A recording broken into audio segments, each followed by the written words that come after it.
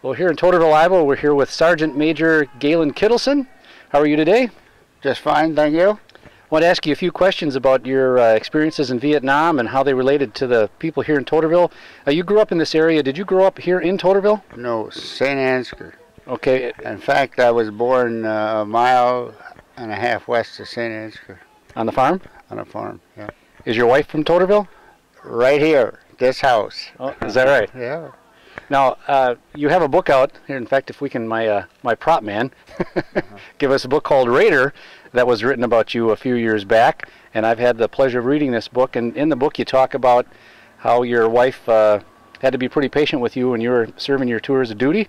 And what kept you going there? They touched on that a little bit in the book, and you said you had thoughts of home and your girlfriend at the time. And can you tell us a little bit about that? Well, that's kind of a funny thing. You know, I came home after World War II, and quite frankly, I wanted to stay in the Army. But my dad says, no, you got to come home far, because I had considered going to West Point then, and I was still only 20. And so I came home and farmed, and of course that led to another thing. And Darlene had been kind of a pen pal when I was overseas in World War II. So you weren't dating when you went to World War II? No, the only one that we dated was the junior-senior prom, and that's all. And when I came home, well, when we wrote to each other, we got more friendly, I guess. I understand. Yeah, you know that. So when I came home, I came over here, and I just kept building up until we finally married and had 2 children. Okay, you served in World War II. Yep. And were you in Europe or in the Pacific? Pacific. Okay, and then you were home for a while before you went back to the service, is that right? Oh, yeah, I was home out about 8 years. Okay, and then when you went back into the service, what was the reason for you going back into the service? Well, I asked myself that a lot of times.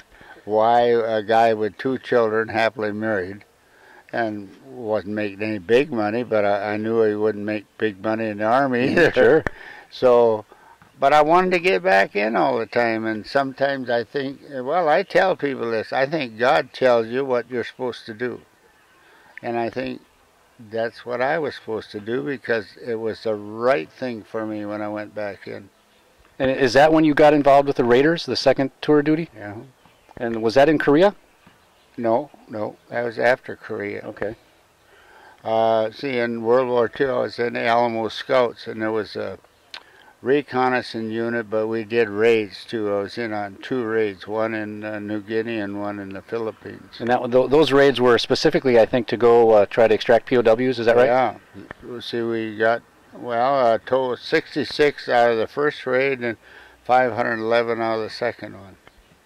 Those are pretty good numbers. I think so too. And then you got back into the Army and served how many years in Vietnam? I served my 1 year in Vietnam, and during that time we tried a raid to get to release a POW by the name of Lieutenant Rowe. Yeah, if you'll remember, he wrote the book after he was released, 5 Years to Freedom. Mm-hmm. And it's a nice book. And then, but we didn't find him.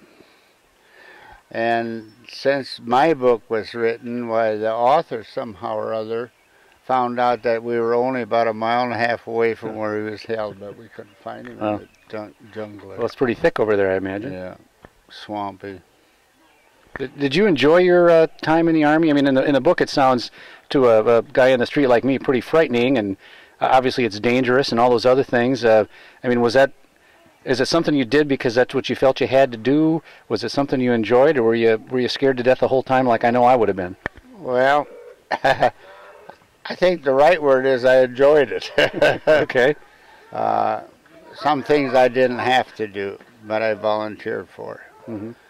And I say, well, God says you ought to do it. Maybe that's putting the blame on him too much. I don't know. Maybe. Well, he's got to take the good or the bad sometimes. Yeah, that's right. That's right. And when did you move back into this house here in Toeterville? When we retired in 1978. Okay, and you've been here ever since? Yep. And do you like Toeterville, Iowa? Yeah. It's a good little place to live. But see, my relatives, my brothers and sisters, live in St. Ansgar area, and I have, well, two brothers, Marley in St. Ansgar and Norman, and then two sisters in the Osage area, a Johnson and a Jones. Okay, so everybody's close by? Yep, except for three. They're in around Phoenix, Arizona. Well, you can go visit them in the winter. I do. I don't stay long, but I do. Well, good for you. Well, as you know, I grew up here in Toeterville in the '60s, and after reading your book, I just wanted to say thank you, because I had a great childhood here, and didn't worry too much about the war, didn't worry about any of those things, and guys like you were over there taking care of it for us, and I wanted to thank you for it. You're welcome. Thank you for asking. I appreciate it. Well, no problem at all. You're my hero now, and I go to 4th of July parades and Memorial Day. You're the guy I think of. I don't have a lot of people that I know very well that served in the military, and so you're my guy now. I see. I didn't do anything heroic, but I was there. Well, yeah, that's right. Yeah. And sometimes you do what you have to do, and Yeah. sometimes people say that you're a hero for it. Well, yeah, that's what they say. I don't think so, but well, I shouldn't. I hate to say it, but I enjoyed that stuff.